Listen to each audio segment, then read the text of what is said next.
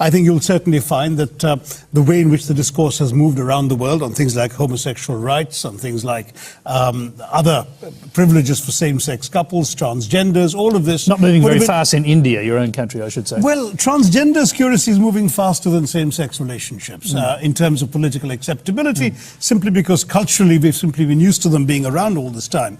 Homosexuality, frankly, was completely acceptable in Indian culture for 2,000 years, till the Brits came along and outlawed it. And then we have we are going to come. We're going to come to your notions of the Brits.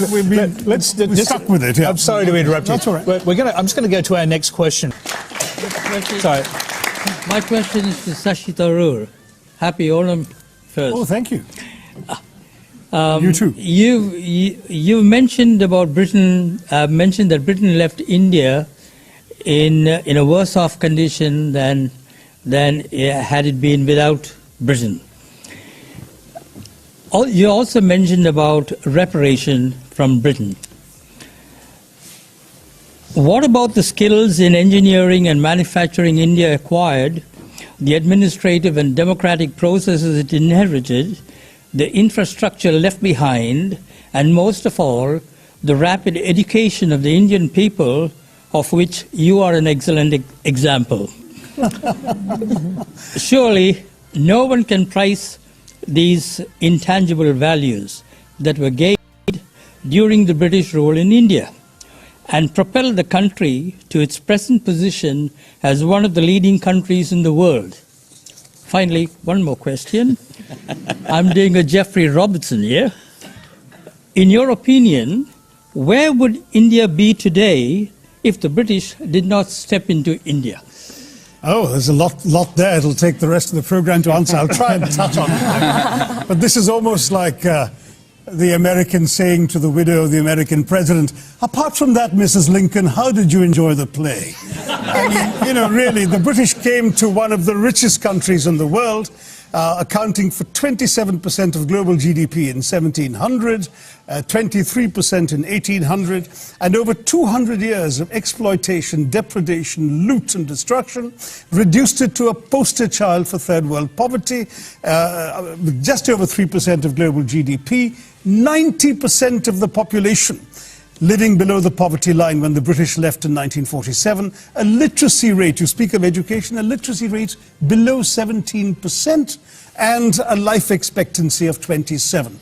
The growth rate of British India from 1900 to 1947 was 0.001%. That's what they were doing while draining the country of taxes and resources. Education, my gosh, the British, the last thing they wanted to do was invest in educating Indians. Will Durant, the American historian traveling in India as late as 1930, pointed out that the entire expenditure of the British on education in India, from the nursery level to the highest universities, was less than half the high school budget of the state of New York. All the Indian institutes of technology, the engineering achievements you're talking about, were established after independence by the government of India.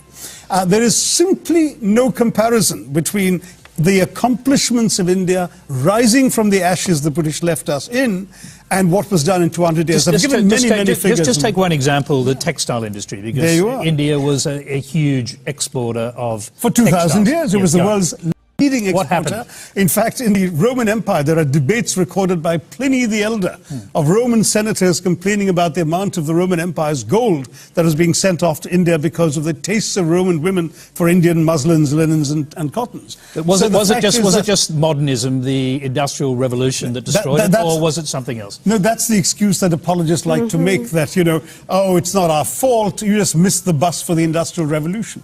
Well, we missed the bus because you threw us under its wheels, is what I tell the Brits. I mean, the fact is, in the name of free trade, the British came in and destroyed the free trade that had made India a leading exporter of textiles. The British soldiers smashed the looms so people couldn't practice their craft. They imposed punitive duties and taxes on the export of Indian textiles while lifting duties on the import of British cloth. And they achieved a captive market at the point of a gun. This is not exactly free trade, as you can imagine. Cities like Murshidabad and Dhaka in the subcontinent were depopulated. In one notorious incident, weavers had their thumbs cut off, so when the looms were repaired, they couldn't weave again. Textiles were systematically destroyed as an industry by the British. And that's only one example of many. Well, I'm going to quickly go back to our question. Now Kevin, do you accept that perhaps the British weren't quite as benign as you've just suggested? Please read the book, Kevin. There's a lot more there to say. I've got the book. I'll bring Laurie in here. He gave a speech along these lines to the Oxford Union. He got wild applause from the students and others sitting around the Oxford Union Hall. And I'm just wondering, have young Brits come to terms with their colonial past? No, we haven't at all. Young Brits of every class have no idea about our colonial past, and that is being deliberately done. We are deliberately denied or kept away from education about the graphic facts of what the British did around the world, including in this country, to the people of this country. The crimes of the British and the crimes that we committed and that were done in our names over 400 years of pillage and conquest is something that we don't like to think about, and yet it is everywhere in modern British history. When people talk about Brexit, it's stunning to me that if you ask British people who voted for Brexit what their major fear is, their fear is that people will come to our country and take our things. And that's exactly. Why? I just can't. It doesn't compute, but we don't know this history. I took history in British schools up to the age of 18, and I got a pretty good grade. And you never learned a line of colonial history, did you? Well, almost everything that you have just said, I learned from your book.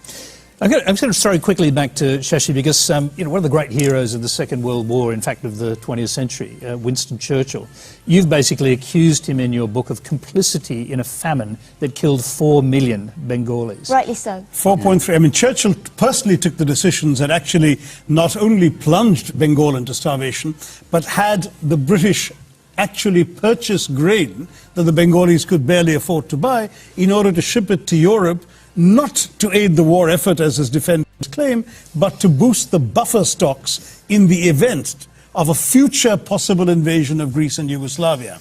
People started dying, and Churchill said, well, it's all their fault anyway for breeding like rabbits. He said, I hate the Indians, they're a beastly people with a beastly religion.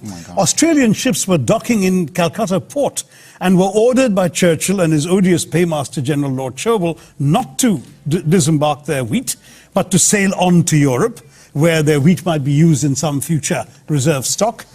On top of that, when conscience-stricken British officials... Yes, I was going to say, did Churchill know people were dying? Yes, conscience-stricken British officials are constantly sending memoranda to the Prime Minister personally, because it was his decision, saying that people were dying literally on the streets, and all Churchill could bring himself to do was write officially on the side of the file, why hasn't Gandhi died yet? Wow. And this is the man the British want us to hail as an apostle of freedom and democracy, when he has as much blood on his hands as some of the worst genocidal dictators of the 20th century. Well, thank you. This question is from Karima Farouk. Far from online happy snaps, we nowadays lob Molotov cocktails on the internet to get a reaction, and online trolls direct personal insults and slurs to those whose voices and opinions they disagree with. The US president communicates essential messages with a few lines on Twitter. Pauline Hanson saunters into federal parliament in a burqa, in a move more suited to a performance artist than a politician. And yes, it has affected public opinion. Do you think we'll ever return to a time of discourse and an attempt at consensus? Just like slow food, do you think we need to try slow politics? Or has the instant nature of our world changed the way we digest things forever? Shashi, let's give us a slow answer. Well, some politicians are performance artists, I'm afraid, so it may well be that what she's saying is... I was an early adopter on Twitter, and there was a time when you could actually have real conversations with real people on social media. Now, certainly in the Indian context, it's all taken over by organized armies of politically minded tweeters. It's taken over by, as you said, the trolls who are out there to spew venom and hatred that in real life they really couldn't. I mean, I once or twice actually met some of these people, and they're absolute lambs in person. But there's something about the anonymity of the internet that emboldens them to spew the most vituperative, vile stuff at people, and it doesn't cost them anything, sadly, literally or otherwise, and they get away with it. How can we slow this down? I mean, you can't put the genie back in the bottle. Social media is here to stay. Perhaps if it weren't so useful to politicians, for example, more of us would walk away from it, but we can't afford to, because whatever percentage of that hate out there, however high it may be, there's still some real people reading what you have to say. Some of the things you're saying is, I mean, making the news or helping influence the national agenda, so you keep plugging away. I don't have a better answer to you right now. Right now, for example, the number of people on Facebook in India has crossed 200 million. I mean, you just can't ignore them. I'm going to go to